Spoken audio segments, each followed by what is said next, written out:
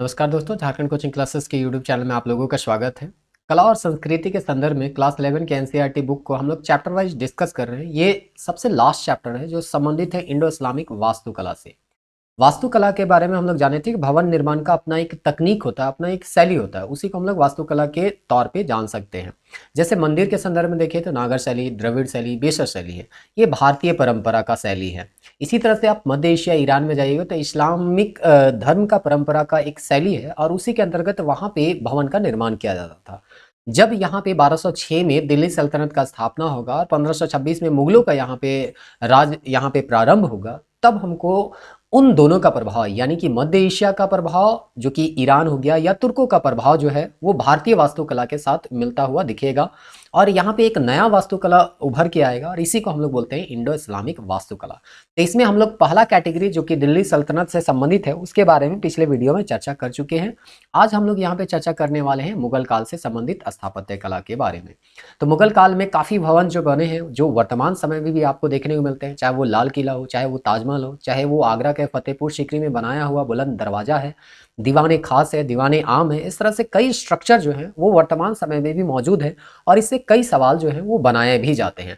उस समय जो है वो कई बाग बने थे, जैसे मुगल गार्डन जो है वो वर्तमान समय में भी आपको देखने को मिलेंगे और इसीलिए ये काफ़ी इंपॉर्टेंट टॉपिक हो जाता है। इसको हम लोग अरेंज करके आपको बताने का प्रयास किए हैं ताकि कम से कम समय में ज़्यादा से ज़्यादा फैक्ट जो है आपको बताया जा सके और अगर इस तरह से कोई भी प्रश्न आता है इस चैप्टर से तो आप उसको आराम से बना सकें।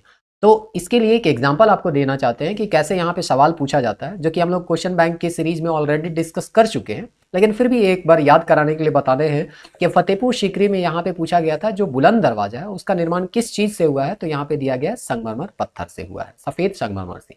उसी तरह से दूसरा स्टेटमेंट था कि लखनऊ में जो बड़ा इमाम बाड़ा है और रूमी दरवाजा है उसका निर्माण लाल बलुआ पत्थर और संगमरमर दोनों से हुआ है। कहने का मतलब जब भी आप किसी भवन के बारे में पढ़ रहे हैं तो वो भवन किस चीज से बनाया गया है इसको भी आपको ध्यान में रखना है। वो भवन किसके काल में बनाया गया है, उसका आर्किटेक्ट कौन था, भवन को संरक्षण देने वाले कौन थे और उसका स्थापना कहाँ हुआ है। जैसे हुमायूं का मकबरा कहाँ है, लाल किला कहाँ है, ताजमहल कहाँ है, फतेहपुर सीकरी कहाँ है, आपका अजमेर का जो किला था वो कहाँ पे आपका बनाया गया है। इस तरह से कई जो है, हुमायूं का मकबरा है, इस तरह से और भी आपको कई मकबरा है। हुमायूं का मकबरा आप देखिएगा तो उसी में आपका हाँ आपका हमीदा बानो बेगम या दारा शिकोह का मकबरा भी आपको देखने को मिलेगा। तो ये सब बेसिक जो नॉलेज है आपके पास होना चाहिए ताकि इससे संबंधित अगर कोई भी प्रश्न पूछा जाए तो उसका जवाब आप आराम से दे पाए। तो चलिए प्रारंभ करते हैं और देखते हैं कि मुगल स्थापत्य कला में क्या क्या डेवलपमेंट आपको यहाँ पे देखने को मिला है। तो सबसे पहले तो यही बताया गया है कि मुगल जो है वो मध्य एशिया और ईरान का जो भी टेक्निक था उसको भारत में लाए और इसका बहुत ही सुंदर सम्मिश्रण मिला जुला रूप जो है हमको भारत में देखने को मिलता है। मतलब भारत का स्थानीय परंपरा और मध्य एशिया और ईरान का जो परंपरा था उसका मिला जुला रूप जो है आपको यहाँ पे देखने को मिलता है मुगल काल में। इस तरह से यहाँ पे अगर हम थोड़ा सा इंट्रोडक्शन दे जो कि 1206 में जो कि 13वीं शताब्दी में दिल्ली सल्तनत का स्थापना हुआ, उसमें एक जो स्ट्रक्चर है काफ़ी इंपॉर्टेंट जो था वो चीज़ हमको यहाँ पे देखने को मिलता है जो कि भारतीय स्थापत्य कला में पहले देखने को नहीं मिला था। और वो जो स्ट्रक्चर है वो है मेहराब या आर्च। आप देख पा रहे होंगे कि यहाँ पे किस तरह से ये जो आर्च है ये पहले भारतीय परंपरा में प्रयोग नहीं किया जाता था वास्तुकला के संदर्भ में, लेकिन जैसे यहाँ पे आपका दिल्ली सल्तनत का स्थापना होता है तो हम लोग देखते हैं कि भारत में इस तरह के आर्च जो है काफी संख्या में बनाए जाते हैं। ये जो आर्च है इसका प्रयोग कहाँ पे या इसका उपयोग कहाँ किया जाता था, तो जो प्रवेश द्वार बनता था उसमें उपयोग होता था और गुंबद जो बनते थे उसके सहारा देने के लिए। जैसे अलाई दरवाजा आप देख पा रहे होंगे, अलाई दरवाजा अलाउद्दीन खिलजी बनाया था। तो यहाँ जो दरवाजा है इसके ऊपर जो आप देख पा रहे हैं ये जो है आपका आर्च है या मेहराब है और ये जो मेहराब है इस गुंबद को यहाँ पे सहारा दिए हुए भी है। तो इस तरह से आपको बस इतना याद रखना है कि दिल्ली सल्तनत में ही आर्च का यहाँ पे प्रयोग किया गया था। गुंबद वगैरह जो है वो इन्हीं लोगों के काल में बना था। आगे हम देखते हैं कि मुगल काल में क्या डेवलपमेंट आपको देखने को मिलता है। तो जो दिल्ली सल्तनत में जो परंपरा था उसको मुगलों ने भी यहाँ पे जारी रखा। एक चीज यहाँ पे जो ऐड किया गया मेहराब यानी आर्च के साथ यहाँ पे शहतीर, जिसको हम लोग बीम के नाम से जानते हैं या पिलर हम लोग कह सकते हैं। जैसे घर होता है ना तो यहाँ पे हम लोग क्या बनाते हैं, पिलर एक खड़ा करते हैं इस तरह से और उसके बाद यहाँ पे ईंटों से जुड़ाई किया जाता है और उसके बाद यहाँ ढलाई करते हैं। तो ये जो बीम का जो परंपरा है वो मुगलों के द्वारा ही यहाँ पे दिया गया था। तो मेहराब पहले से चलते आ रहा था ये स्ट्रक्चर अब इसमें एक जोड़ा गया सहतीर और उसके बाद जो है एक नया ही आपको भवन देखने को मिलेगा जो कि काफ़ी विशाल है, और ये जो भवन है वर्तमान समय में भी आपको देखने को मिलेंगे। तो इस तरह से हम लोग देखते हैं कि यहाँ पे कौन कौन सा भवन जो है वो किस किस बादशाह के काल में बना था। तो एक एक करके हम लोग देखेंगे। तो सबसे पहला बादशाह आता है बाबर, जो कि मुगल काल का स्थापना भी किया था। पानीपत का युद्ध हुआ था 1526 में इब्राहिम लोदी के साथ, और मुगल काल का यहाँ पे स्थापना हुआ। चूंकि ये जो है बहुत ज़्यादा दिन यहाँ नहीं रहेंगे, एक तरह से इनका शासन जो है वो 1530 तक ही रहता है। 1530 में इनका देहांत हो जाता है और इसके बाद हुमायूं जो है वो राजा बनता है। तो इसीलिए इसके शासन काल में आपको बहुत ज़्यादा इमारत जो है वो देखने को नहीं मिलेगा। दूसरा चीज़ जो है, ये दोनों तरह के इमारत बनवाए थे, जो भी थोड़ा बहुत इमारत बनाए थे, भवन बनाए थे, वो धार्मिक हो चाहे गैर धार्मिक, लेकिन जो भी इमारत वो बनाए उनमें से ज़्यादातर इमारत जो है वो नष्ट हो चुका है, वो अपने मूल स्वरूप में अभी आपको देखने को नहीं मिलेगा। जिसका एक एग्जाम्पल दिया गया है कि 1526 में पानीपत और शंबल में बाबर के द्वारा 2 मस्जिद बनाया गया था, उसका ढांचा मात्र है। मतलब कहने का है कि बाबर के काल में जो भी ढांचा बनाया गया था, जो भी मस्जिद बनाए गए थे या गैर धार्मिक भवन बनाए गए थे, वर्तमान समय में अभी वो मूल स्वरूप में देखने को नहीं मिलता है। या तो उसका कुछ अवशेष मिला है या पूरी तरह से वो नष्ट हो चुका है। बाबर जो है एक चीज और यहाँ पे लेके आता है जो कि भारत में देखने को बहुत कम या नहीं देखने को मिलता है, वो है ईरानी शैली में बना हुआ बगीचा। बाग बगीचा होता है, मुगल गार्डन जिसको हम लोग जानते हैं। तो ये जो है ईरानी शैली से प्रभावित था और इसको भारत में बाबर के द्वारा ही लाया गया था।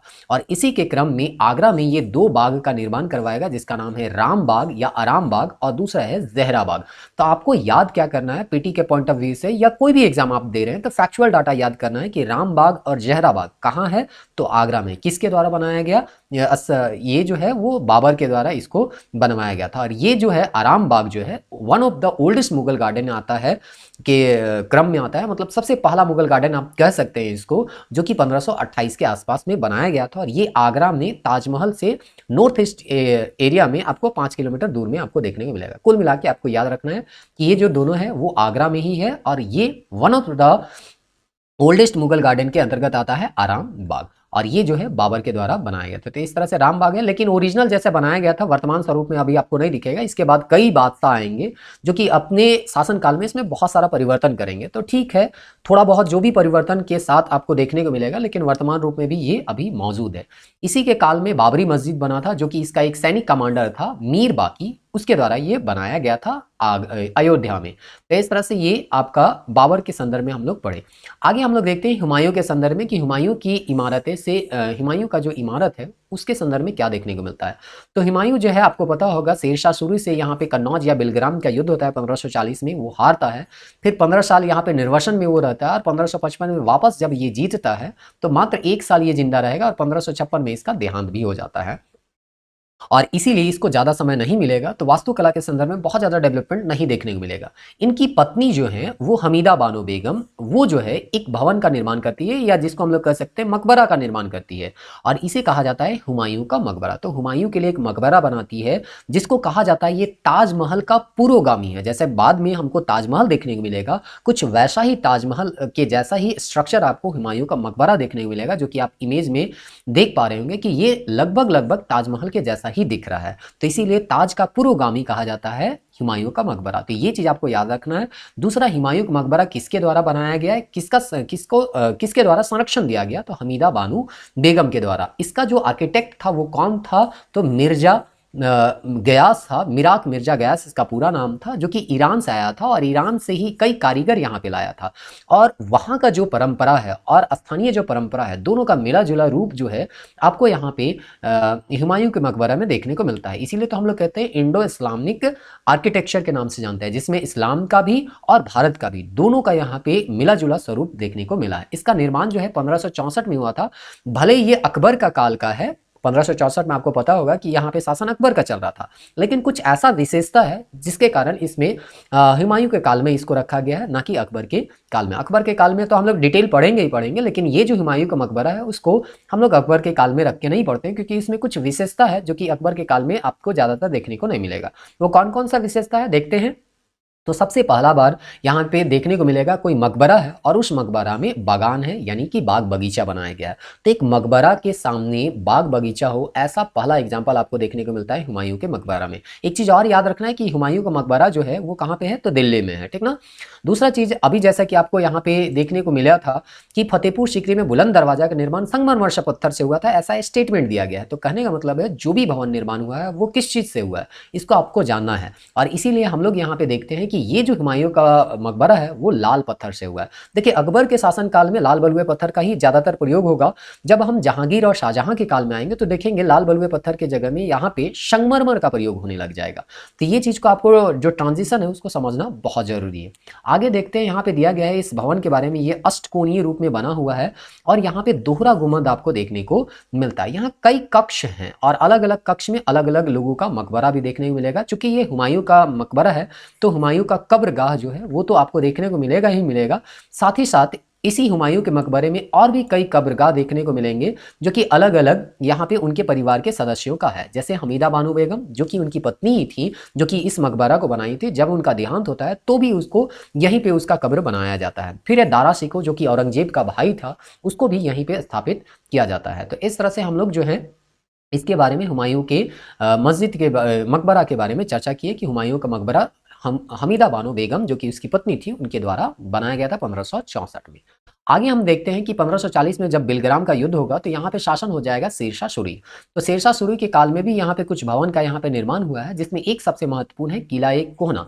तो वो एक पुराना किला बनाया था जिसका 2 द्वार ही अभी बचा हुआ है। और इसी पुराना किला के अंदर जो है वहाँ पे 1542 में एक मस्जिद बनाया गया जिसका नाम है किला एक कोहना।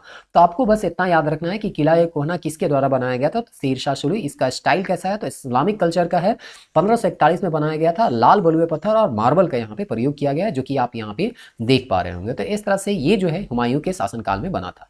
शेरशाह सूरी का जो मकबरा है वो बिहार में आपको देखने को मिलेगा। सासाराम आपको पता होगा बिहार में है। इसका डिजाइनर जो थे वो अलवल खान थे और ये इंडो इस्लामिक आर्किटेक्चर के रूप में बना हुआ है। बलुआ पत्थर का प्रयोग किया गया है, सैंडस्टोन का, और ये जो बनाया गया था 1545 के आसपास ये बना था।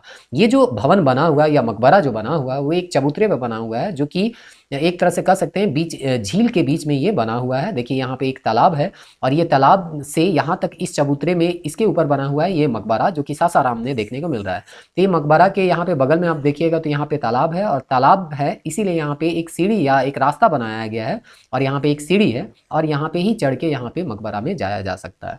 तो इस तरह का आपको स्ट्रक्चर जो है वो चीज़ जो है वो आपको सासाराम यानी कि बिहार में देखने को मिलेगा। तो आपको याद रखना है शेरशाह सूरी का मकबरा जो है वो कहाँ है, सासाराम बिहार में है। अब हम लोग देखते हैं अकबर के काल में जो भी इंडो इस्लामिक स्ट्रक्चर का डेवलपमेंट देखने को ज़्यादातर मिलेगा वो अकबर के काल में ही मिलेगा।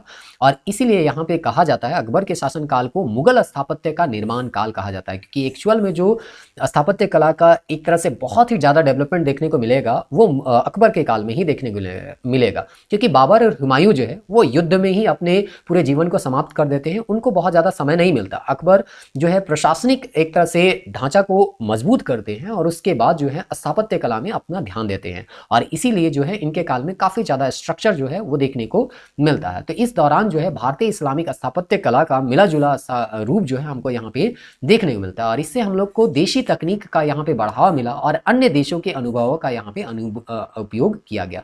तो हम जो है स्थानीय परंपरा का भी यहाँ पे प्रयोग किए, और साथ ही साथ जो मध्य एशिया है या ईरान है वहाँ की परंपरा को भी हम लोग अपनाए, और इस तरह से जो मिला जुला रूप मिला उसी को हम लोग बोलते हैं इंडो इस्लामिक स्ट्रक्चर के नाम से जानते हैं। अब यहाँ पे देखते हैं कि यहाँ पे जो संरचनात्मक स्वरूप था, जो एक नया स्वरूप आपको देखने को मिला, जिसमें मध्य एशिया या ईरान का जो टेक्निक था, भारत का जो टेक्निक था, इनका जो मिला जुला स्वरूप है उसमें क्या महत्वपूर्ण विशेषता था। तो सबसे पहला विशेषता था कि यहाँ पे अकबर के काल में ज़्यादातर जो भी भवन बनाए गए हैं वो लाल बलुए पत्थर से बनाए गए हैं। तो देखिए अगर आपको ये बेसिक आइडिया रहता तो इसका जवाब आप दे सकते थे कि बुलंद दरवाजा है वो सफ़ेद संगमरमर नहीं बल्कि बलुआ पत्थर से बनाया गया था। तो ये जो है आपको कैसे पता चलेगा, तो अगर आप सीक्वेंस वाइज अच्छे तरीके से आप इसको पढ़िएगा तो हर चीज़ का आंसर जो है आप आसानी से दे पाते हैं। अगर आप डायरेक्ट उस स्टेटमेंट को नहीं भी पढ़े हैं तो भी इनडायरेक्टली आप बहुत सारे सवाल का जवाब तक पहुंच सकते हैं। उसके दूसरा चीज़ है कि अभी हम लोग देखें मुगल जो है वो एक चीज़ का यहाँ पे प्रयोग करते हैं जो कि पहले नहीं था दिल्ली का सल्तनत के काल में, वो है शहतीर, जिसको हम लोग बीम या पिलर के नाम से जानते हैं। इसका बहुत ज़्यादा प्रयोग किया गया क्योंकि ऊंचे ऊंचे भवन बनाए जा रहे थे। साथ ही साथ जो दिल्ली सल्तनत में मेहराब का प्रयोग होता था वो अभी भी यहाँ पे है, लेकिन इसका प्रयोग संरचनात्मक नहीं है। हम लोग देखे थे कि अलाई दरवाजा हम देखिए या तो दरवाजा बनाने के लिए किया जाता था या ऊपर गुंबद बना हुआ है तो उसको सहारा देने के लिए किया जाता था। तो मतलब वो बनाने के लिए भवन निर्माण के लिए संरचनात्मक स्वरूप के लिए बनाया जाता था। लेकिन बाद में ये जो आर्च यहाँ पे बनाया जाएगा वो संरचनात्मक के लिए तो बनाएगा ही, साथ ही साथ वहाँ पे डेकोरेशन के लिए महत्वपूर्ण रूप हो जाएगा उसका, मतलब सजाने के लिए उसको बनाया जाएगा। और इस तरह से जो गुंबद शैली है उसमें लोधी शैली जो था वो परंपरा भी जारी रहेगा, जिसमें खोखला बनाया जाता था गुंबद को। तो इस तरह से यहाँ पे खंबे है, पिलर है का अग्रभाग बहुत फलक होता था और इस तरह से इन खंभों के शीर्ष पर ब्रैकेट तथा ताक भी बने होते थे। और साथ ही साथ इसका अंदरूनी हिस्सा अगर हम देखें तो यहाँ पे नक्काशी या पच्चीकारी देखने को मिलेगा। आगे जब हम लोग देखेंगे जहांगीर के काल में शासन और शाहजहां के काल में, तो पितरों द्वारा एक तकनीक है वो देखने को मिलेगा और इससे सवाल भी पूछा जा चुका है। तो इस तरह से जो दीवार होंगे उसमें नक्काशी पच्चीकारी जो है वो देखने को मिलेगा और उसका अलंकरण यानी सजाने में, डेकोरेशन करने में इसका प्रयोग किया जाएगा। आगे अगर हम देखें अकबर के काल में बिल्डिंग जो प्रोजेक्ट है उसको दो कैटेगरी में बांटा गया है। जो पहला समूह है उसमें आगरा, इलाहाबाद और लाहौर का भवन को हम लोग लेते हैं, और दूसरा जो समूह है इनके द्वारा जो राजधानी बसाया गया था आगरा में ही, फतेहपुर सीकरी जो है आगरा के पास ही है, मतलब उसके 40 किलोमीटर 50 किलोमीटर के रेंज में है। वहाँ पे फतेहपुर एक सीकरी है जो कि राजधानी बनाया गया था, उसमें एक भवन है, उसको अलग तौर पे हम लोग उसको पढ़ेंगे। तो सबसे पहले हम लोग यहाँ पे पढ़ लेते हैं आगरा का, लाहौर का और इलाहाबाद का। तो सबसे इसमें मेन है इन तीनों में से भी है तो आगरा क्या है। आगरा में एक किला बनाया गया था। जैसे आपको पता होगा कि उस समय राजा महाराजा या बादशाह जो होते थे अपने सुरक्षा के लिए बड़े ऊंचे ऊंचे किले बनाते थे ताकि कोई भी बाहरी आक्रमण वहां पे न कर पाए। और इस तरह से आगरा का जो किला बनाया गया था वो 1565 से लेकर 1573 के बीच यहाँ पे बनाया गया था। और इस तरह से यहाँ पे जो आगरा का किला था वहीं पे राजा के जो परिवार वाले लोग थे वो रहते थे। तो मेन रेसिडेंस था उन लोगों का 1638 तक, जब तक कि कैपिटल जो है वो दिल्ली शिफ्ट ना किया गया हो। तो आपको पता होगा मुगलों का पहले राजधानी आगरा था, आगरा से बाद में दिल्ली ले गया गया। तो जब तक दिल्ली नहीं गया था तब तक जो भी राज परिवार के सदस्य थे वो इसी आगरा किला के अंदर रहा करते थे। और ये जो आगरा किला है यूनेस्को के वर्ल्ड हेरिटेज साइट में के अंतर्गत भी आता है। तो इस तरह से आपको याद रखना है। और ये जो है ताजमहल के 2.5 किलोमीटर के दूर आपको देखने को मिलेगा, मतलब कहने का मतलब वही आसपास आपको देखने को मिलेगा। और ये बहुत पहले ही वर्ल्ड हेरिटेज साइट में रखा गया है, 1983 में ही इसको वर्ल्ड हेरिटेज साइट में ऐड किया गया है। आगे अगर हम देखें इसके बारे में तो इसका कुछ विशेषता दिया गया है। इसका निर्माण जो है किले रूपी महल के रूप में किया गया था। किला क्यों किया गया था? अपने सुरक्षा के लिए किया गया था। और महल तो हम कहते हैं जहां राजा बादशाह लोग रहते हैं उसको हम लोग महल के नाम से जानते हैं। तो इस तरह से किले रूपी महल के रूप में किया गया था आगरा का किला का। आगे हम देखेंगे किले के भीतर जो है अकबर ने गुजरात और बंगाल शैली में कई इमारतें बनवाई, क्योंकि अंदर जो है आपका राजशाही राजा के जो भी परिवार के सदस्य होंगे या राजा से जो भी नजदीकी लोग होंगे वो लोग वहां पे रहते होंगे, तो उनके लिए कई इमारतें बनाई गई। जिसमें से कहा जाता है जहांगीर महल को अगर छोड़ दिया जाए तो बाकी जो भी महल था या स्ट्रक्चर था या एक तरह से कहिए इमारत था वो जो है उसको सबको बदल दिया गया है शाहजहां ने।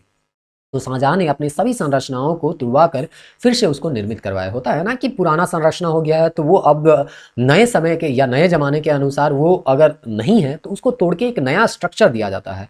तो बस एक स्ट्रक्चर जो है वो पुराना था जहांगीर महल, और बाकी जितना भी स्ट्रक्चर था उसको शाहजहां तोड़वाता है और तोड़वा के एक नया स्ट्रक्चर बनाता है। तो इस तरह से यहाँ पे अगर हम देखेंगे तो आज जो है आगरा के किले में दिल्ली दरवाजा और जहांगीर महल जो है वो देखने को मिलेगा। और इस तरह से और भी कोई छोटे मोटे रूप आपको देखने को मिल सकते हैं जो कि आगरा अकबर के द्वारा बनाया गया था। बाकी थोड़ा बहुत चेंज जो है बाद के राजाओं के द्वारा किया गया था।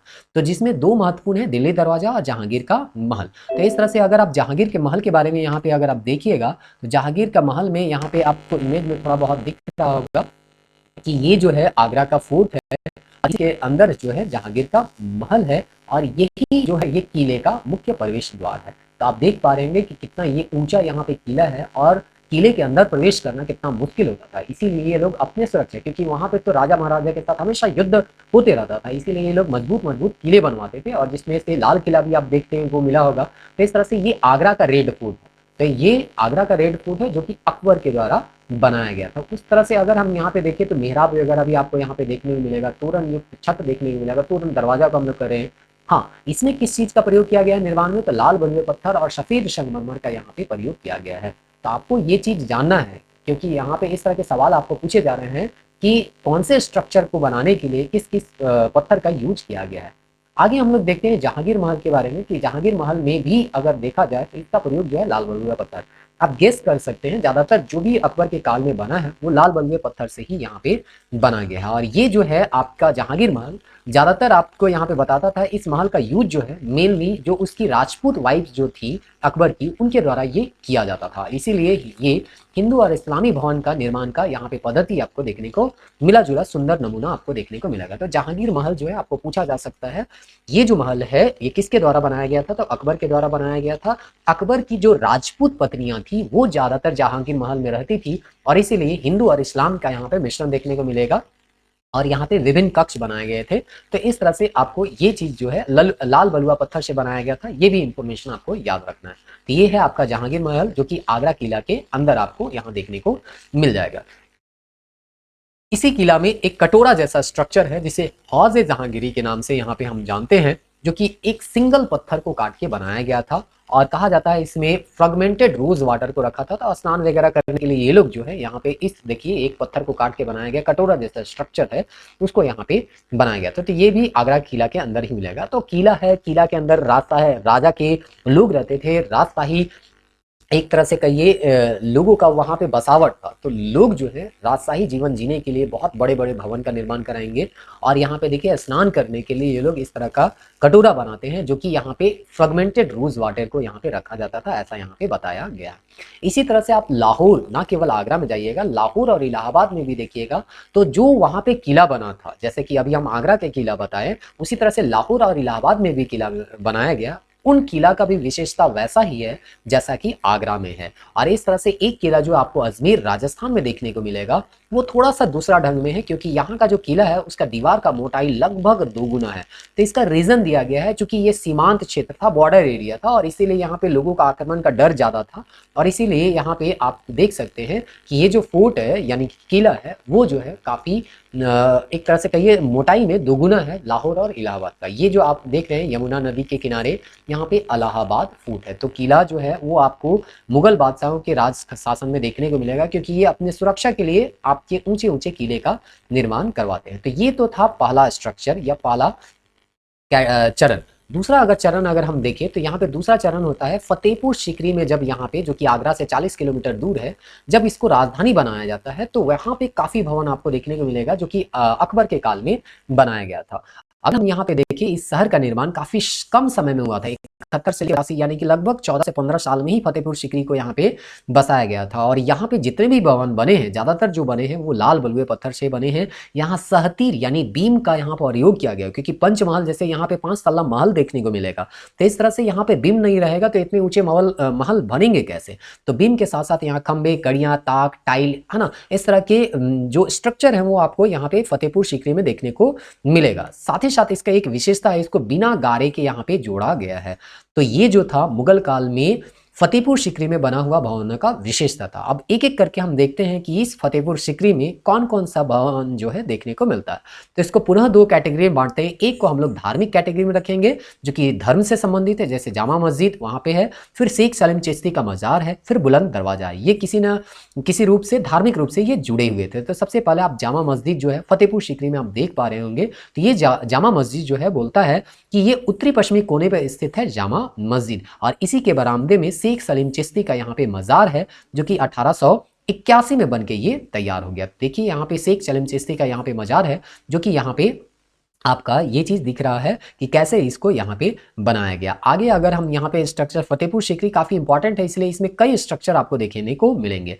कहता है कि छज्जे का सहारा देता हुआ यहाँ गुबावदार ताक और नक्काशी किए हुए जाली के पर्दे भी देखने को मिलते हैं, जो कि इस मस्जिद को खास यहाँ पे उल्लेखनीय बनाता है। तो देख रहे हैं यहाँ पे थोड़ा सा अच्छा सा नहीं दिख रहा होगा, लेकिन यहाँ जालीदार जो है वो नक्काशी, क्योंकि यहाँ पे हवा के लिए, चूंकि दिल्ली जो है वो एक गर्म स्थान है, गर्मी के दिन में काफी गर्मी लगता है, इसलिए हवादार स्ट्रक्चर बनाने के लिए यहाँ पे जालीदार यहाँ पे नक्काशी बनाया गया है। और इस तरह का स्ट्रक्चर जो है मुगलों के काल में देखने को मिलता है। आगे यहाँ पे दिया गया है ये जो है लगभग 1575 के आसपास यहाँ पे बुलंद दरवाजा बनाया गया था, जो कि विजय द्वार के नाम से, विक्ट्री एक तरह से डोर के नाम से जाना जाता है, चूंकि गुजरात विजय अकबर किए थे और उसी गुजरात विजय के उपलक्ष्य में ये जो है बुलंद दरवाजा का यहाँ पे निर्माण किया गया था। तो गुजरात अभियान में ये सफल हुए थे और उसी के उपलक्ष्य में ये बनवाया गया था, इसलिए इसको आपका बुलंद दरवाजा के नाम से जानते हैं। तो ये जो बुलंद दरवाजा है यहाँ पे आप इसको देख पा रहे होंगे, तो ये जो है ये भी फतेहपुर सीकरी में ही आपको देखने को मिलेगा। और ये कहाँ पे है, तो आगरा से 40 किलोमीटर दूर में यहाँ पे आपको मिलेगा। कहने का मतलब है ये भी आगरा के आसपास ही आपको देखने को मिलेगा। आमतौर पर धार्मिक भवनों का निर्माण जो है अर्धवृत्ताकार और धनुषाकार शैली में हुआ था, जबकि गैर धार्मिक वाला सहतीर पद्धति में होता है, यानी कि आपका बीम वाले पद्धति में होता है। तो ये धार्मिक हम लोग देख लिए। अब हम लोग देखते हैं गैर धार्मिक, जिसमें महल है, प्रशासनिक भवन है जो कि प्रशासन से संबंधित है, और अन्य प्रकार के भवन है। तो हम लोग देखते हैं फतेहपुर सीकरी में जो महल परिसर है उसमें अनेक कक्ष हैं, और इस तरह से मरियम उज जामीन हाउस, जो कि एक तरह से हम कह सकते हैं ये जो है अकबर की पत्नी, जो कि राजपूत पत्नी थी जोधाबाई, उसके नाम से यहाँ पे हम लोग जान रहे हैं कि जोधाबाई के लिए वो जो है स्ट्रक्चर को बनाया गया था। तो इस तरह से यहाँ पे सबसे विशाल यहाँ पे एक तरह से भवन है, जोधाबाई महल के नाम से इसको जानते हैं। और इसके छतों में फांक है, जिसे मुल्तान से लाए गए चमकीले बेहतरीन नीले पत्थरों से पाटा गया था। तो इस तरह से महारानी का ये महल था और इसीलिए इसको विशेष तरीके से बनाया गया, सबसे विशाल भी बनाया गया। और जो मुल्तान से लाया गया नीला पत्थर है उससे को भी यहाँ पे प्रयोग किया गया, ताकि इसका जो लुक है वो बहुत ही अच्छा है। इसी तरह से एक महल और देखने को मिलेगा जो कि गैर धार्मिक है, वो है पंचमहल। पंचमहल आप देख पा रहे होंगे कि इस तरह से यहाँ पे ये जो है महारानियों का यहाँ जो हरम होता था उन लोगों का, जिसमें उनकी रानियां रहती थी, उसका एक जगह था जहाँ पे राजा जो है वो रिलैक्स करने के लिए जाते थे। तो इस तरह से यहाँ पे पंचमहल देख रहे होंगे कि कैसे यहाँ पे है, फ्लोर बाय फ्लोर यहाँ पे आपको दिया गया है, और ये हवादार है, पूरी तरह से खुला है। लोग यहाँ पे या राजा जो है यहाँ पे आराम करने के लिए जाते थे। जैसे जैसे ऊपर चढ़ते जाते हैं मंजिलों का आकार जो है वो छोटा होते जाता है। तो देख रहे हैं यहाँ पे फर्स्ट यहाँ पे एक तरह से फ्लोर है, ये इससे सेकंड फ्लोर में जाएंगे तो और छोटा हो जाएगा, थर्ड फ्लोर में और छोटा, और लास्ट में केवल यहाँ पे एक गुंबदनुमा संरचना बना हुआ है। तो इस तरह से यहाँ पे आपका सबसे ऊपर है गुंबदनुमा छतरी बना हुआ है, जो कि यहाँ पे देख पा रहे होंगे। लाल बलुए पत्थर का यहाँ पे प्रयोग किया गया है। तो आप हमेशा ध्यान रखिए कि कोई भी भवन है उसका प्रयोग किसका किया है, क्योंकि अभी जितना भी हम लोग भवन पढ़ रहे हैं वो सब अकबर के काल में ही बनाया गया, और अभी जो हम लोग पढ़ रहे हैं वो फतेहपुर सीकरी में बनाया गया भवन को ही हम लोग यहाँ पे चर्चा कर रहे हैं। तो इस तरह से यहाँ पे है, ये काफी है ना, सभी खंबे के आकार प्रकार भिन्न भिन्न है, और इस तरह से ये खंबे में ही खड़ा है। यहाँ पे आप थोड़ा बहुत देख पा रहे हैं, तो यहाँ पे अलग अलग यहाँ पे खंबा है, और ये जो खंबा है सबका स्ट्रक्चर जो है थोड़ा थोड़ा डिफरेंट डिफरेंट है, ऐसा यहाँ पे बताने का प्रयास कर रहा है। तो बस आपको इतना याद होना चाहिए कि पंचमहल जो है फतेहपुर सीकरी में है, और ये अकबर के शासनकाल में बनाया गया था लाल बलुए पत्थर से। अब यहाँ पे हम देखते हैं प्रशासनिक भवनों के संदर्भ में। तो सबसे पहले दीवाने खास, तो यहाँ पे दीवाने खास आप देख पा रहे होंगे कि कैसे यहाँ पे डबल ये ग्राउंड फ्लोर है, ये फर्स्ट फ्लोर है, और इसको यहाँ पे आपका सपाट यहाँ पे छत बनाया गया है, और छत के ऊपर जो है यहाँ पे आपका यहाँ पे गुंबद देखने को मिल रहा है चारों दिशाओं में, जिसमें एक तीन तो दिख रहा है, एक जो है वो छुपा हुआ है जो कि आपको दिख नहीं रहा है, वो उस साइड में आपको देखने को मिल जाएगा भवन के किनारे में। तो इस तरह से ये भवन की योजना है, आयताकार रूप में यहाँ पे है, इसमें 2 मंजिले यहाँ पे देखने को मिलेगा। छत जो है वो सपाट है, यहाँ पे आपका गुंबदनुमा छत यहाँ पे नहीं बनाया गया है, प्रत्येक कोने में एक खंभों में यहाँ पे गुंबदनुमा छतरी है, जो कि आपको अभी हम बताएं।